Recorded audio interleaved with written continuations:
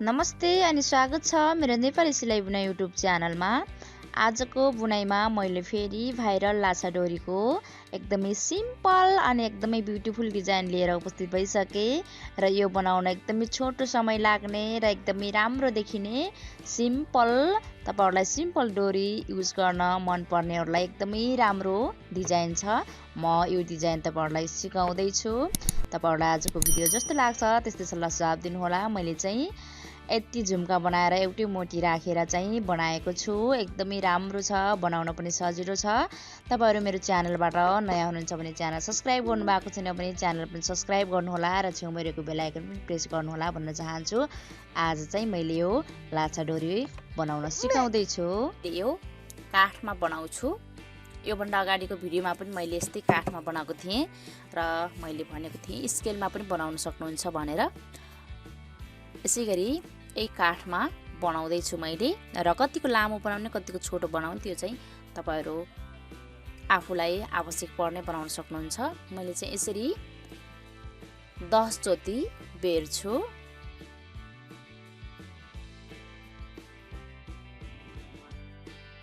चोटी बेरेर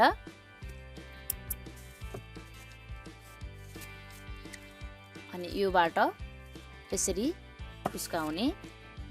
अब यस्तै गरी फेरि अर्को पनि बनाउँछु। यस्तै सेम 3 वटा बनाउने। यसरी मैले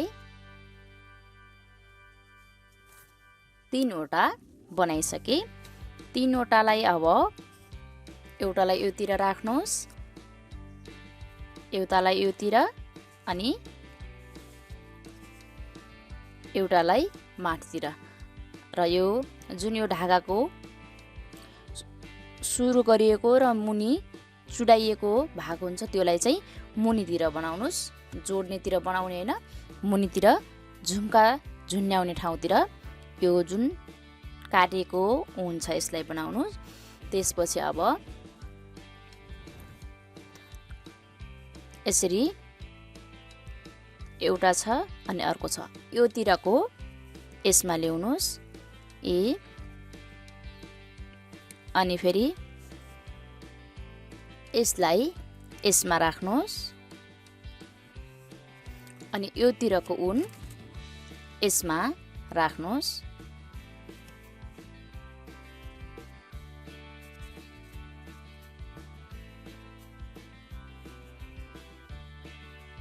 अनि यसरी एकदमै कसिलोसँग यसलाई कस्नुस् अनि यो एकदमै कसिलो बन्छ। त्यसपछि अब यस्तो भयो। अब चाहिँ यसरी डोरीलाई जोडिसकेपछि तीनछुल्टेलाई एकै ठाउँमा बाँधिसकेपछि अब सुरुमा यसरी मिलाउने। मैले चाहिँ काटी राखेर मिलाएँ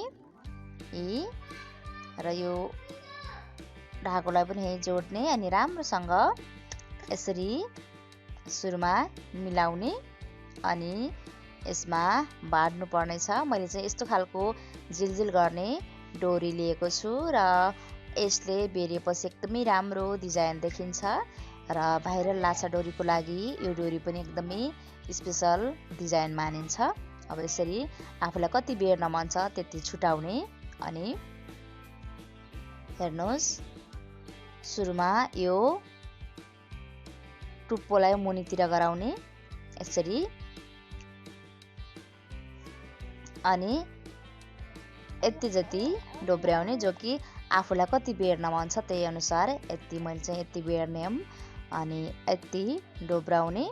यसरी यो माथिको चाहिँ यतिकै हुन दिनुपर्छ। त्यसपछि अब मुनितिरबाट बेर्दै माथितिर लैजाने। यसरी माथितिरबाट मुनितिर बेर्यो भने बन्दैन, त्यसैले सुरुमा यस्तो बनाएर मुनिबाट माथितिर बेर्दै जाने। आफूलाई कतिसम्म बेर्न मन छ त्यतिसम्म र एकदमै कसिलो बनाउँदै मिलाउँदै बेर्दै जाने। मैले चाहिँ यति बेर्छु। हेर्नुस् यतिसम्म बेरिसकेपछि पनि यो माथिको यो डोब्रिएको भाग चाहिँ यति नै हुन दिनुपर्छ। अब मैले यसलाई चुडाउँछु। यतिचोटि चुडाएँ। त्यसपछि अब यसलाई राख्नुपर्छ यो प्वालमा। अनि एकचोटि राखेँ अनि अर्कोचोटि पनि राख्ने। दुईचोटि बेरिसकेपछि यो फुस्किँदैन यसरी। अनि अब मुनिको यो जुन टुप्पो छ यसले राम्रोसँग तानिदिने। यहाँनिर यो माथिको चाहिँ यति रानिदिनुपर्छ। यसरी तानिसकेपछि यो माथिको भाग मुनितिर जान्छ र माथिल्लो भाग कसिन्छ, राम्रो बन्छ, फुस्किँदैन यस्तो बनाएपछि। अनि मैले यहाँनिर चुडाएँ। यो एकदमै राम्रो अनि बलियो पनि बन्छ। अब यति बनिसकेपछि मुनितिरको झुम्का बनाउँछु मैले। तपाईँहरूलाई एउटा डोरी बनाएपछि चाहिँ अर्को डोरी पनि सेम त्यसै गरी हो। मैले झुम्का बनाउनलाई हातैमा बेर्दैछु र मैले यसलाई 50 चोटि बेर्छु। 1 भयो, 2, 3 गरेर मैले 50 चोटि बेर्दैछु। तपाईँलाई कति मोटो बनाउनु पर्छ त्यो अनुसार पनि बेर्न सक्नुहुन्छ हजुरले। मैले चाहिँ 50 चोटि मात्रै बेर्छु। यति 50 चोटि बेरेर मेरो यतिको मोटो भएको छ। अब यसलाई पनि यसरी राखेर मैले चाहिँ काटीमै राख्दैछु, सजिलो हुन्छ राम्रोसँग मिलाउने। यसलाई चाहिँ मुनितिर ल्याउने। अब यो यसरी अनि योसँग बराबर हुने गरी चुडाउने। अब यसलाई मैले काटीमै राखेर बनाउँदैछु। अर्को थोरै धागा चुडाउने। यसलाई अब काटीको छेउनिरैबाट राम्रोसँग बार्नुपर्छ। मैले यति जति धागा चुडाएर बार्दैछु र यसरी मुनितिर पनि डिजाइनसम्म पुगोस्। अब यसै गरी कसिलो गरी बेर्ने अनि बार्नुपर्छ यहाँनिर यसलाई।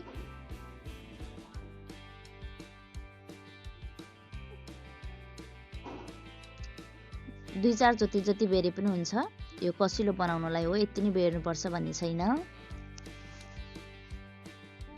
यसरी बेरेर अब 1-2 चोटि गाँठो पारिदिने।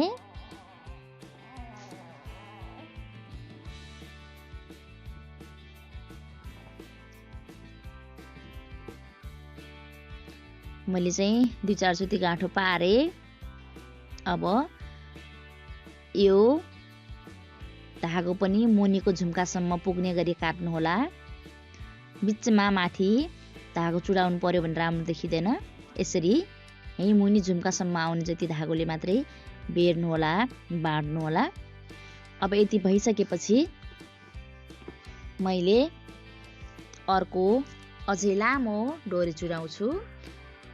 यो डोरी पनि लामो नै चुडाउनु होला, किनकि मोटी जोडेर पनि माथिबाट मुनि झुम्कासम्म फर्काउनु पर्छ। त्यसैले यसलाई पनि अलि लामो नै गराउनु होला। र मैले यस्तो खालको मोटी यसमा जोड्दैछु। मैले चाहिँ एउटा मात्रै मोटी राख्छु र यो चाहिँ सिम्पल अनि राम्रो डिजाइन देखिन्छ। अब यो उनलाई सियोमा राखेर मोटी सिलाउँछु।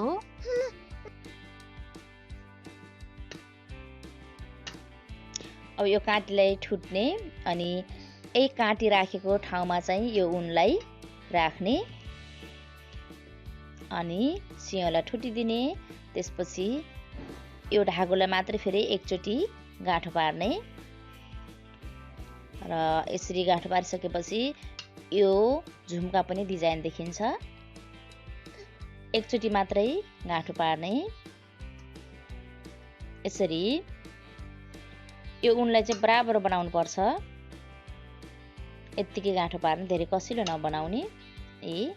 अनि यो जुन बाँकी छ यो उन चाहिँ बराबर हुनुपर्छ। पछि मोटी सिलाएर मुनितिर फर्काउनु पर्छ। त्यसैले हेर्न सक्नुहुन्छ मैले बराबर गराएको छु।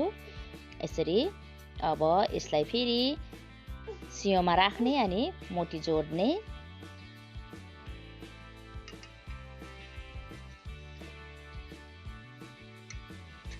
यसरी अब मैले यसलाई यसमा सिउँदै छु। म यसमा राखेर अब माथिल्लो डोरीको झुम्कामा राख्ने। यो चाहिँ सबै यो जुन कालो ऊन छ यो चाहिँ सबै ऊनलाई कभर गर्नुपर्छ, एउटा पनि नछुटाउनु होला।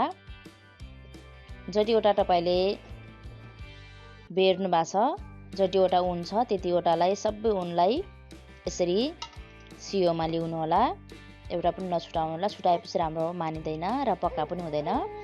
यसरी मैले चाहिँ सबै लिएर अब यही मोटीबाट मुनितिर लिन्छु। यसरी बनाएको लाछा डोरी चाहिँ एकदमै पक्का हुन्छ। अब यो झुम्कामा पनि बिचमा यसै गरी मुनितिर ल्याउने अनि हेर्न सक्नुहुन्छ यस्तो बिचमा आउँछ। बिचमा आयो भने फेरि गराउने। यसरी बिचमा आएपछि मुनितिर तानिदिने र यहीँनिर चाहिँ 1-2 चोटि गाँठा पारिदिनु पर्छ। धेरै कसिलो पनि नतान्ने र धेरै लुज पनि नबनाउने, ठिक्कको। यो मोटी पनि राम्रोसँग अद्दियोस् र यो डिजाइन पनि नखुम्चियोस्। र अब यसलाई चाहिँ यहाँनिर 1-2 चोटि गाँठो पार्ने। यो गाँठो पारिसकेपछि चाहिँ यो झुम्का मात्रै तानिदा पनि खस्ने सम्भावना हुँदैन। त्यसैले चाहिँ यसरी मैले 1 चोटि अनि 2 चोटि गाँठा पार्छु। यो गाँठा पारेपछि योदेखि माथितिर पनि फुस्किँदैन। यसरी गाँठा पारिसकेपछि अब सियोलाई ठुट्ने। यो ऊन चाहिँ मुनि झुम्कासँग बराबर हुनुपर्छ। मेरो चाहिँ झुम्कासँगै बराबर छ। अब मुनितिरको झुम्कालाई बराबर हुने गरी चुडाइदिने।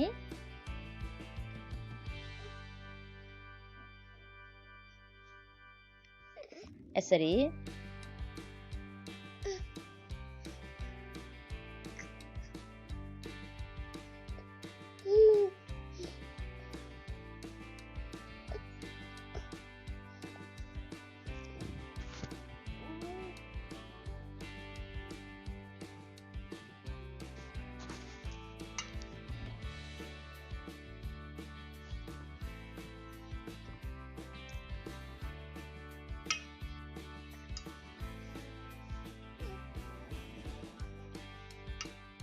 यसरी राम्रोसँग चुडाइसकेपछि तपाईले एउटामा जसरी जोड्नुहुन्छ त्यसै गरी 3वटामै जोड्ने हो। अब चाहिँ यति बनाइसकेपछि यहाँनिर देखिएको धागोलाई पनि चुडाउनुस् र यो जुन यो जिलजिल गरेकोले बेरिएको छ यसलाई अलिकति मुनितिर सार्ने प्रयास गर्नु। सर्छ राम्रोसँग बिस्तारै बनाउनु भयो भने सर्छ, किनकि मुनितिर कालो ऊन धेरै देखियो भने राम्रो मानिँदैन। त्यसैले यो जिलजिल गर्नेले बेरिएको छ यसलाई चाहिँ बिस्तारै मुनितिर तान्नुस्। यसरी यो कालो ऊनलाई सक्दो छोपिने गरी राम्रोसँग मुनितिर तान्दै मुनितिर ल्याउँदै गर्नुस्। सबै चाहिँ छोपिँदैन, तर पनि अलिकति केही भाग छोपिन्छ मुनितिर तानेपछि। मैले यसरी तान्दैछु।